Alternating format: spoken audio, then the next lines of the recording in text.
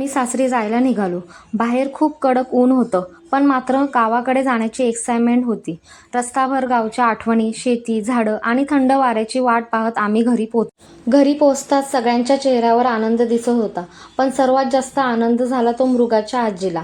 दारात उभं राहून ती किती वेळ वाट बघत होती. मृगाला पाहताच आजीच्या चेहऱ्यावरचं हसूच वेगळं होतं. तिने लगेच मृगाला जवळ घेतलं, गालावर पापण्या घेतल्या आणि प्रेमाने कुरवाळायला लागली. माझ्या काला दिवसातील बिगेस्ट ट्विस्ट. उष्णता खूप असल्यामुळे आम्ही मृगाचा हेअरकट करण्याचा ठरवलं. घरच्या घरी नावी काकांना बोलावलं. सगळे शांत बसले होते आणि अचानक मृगाचं टकलू करायचं ठरवलं.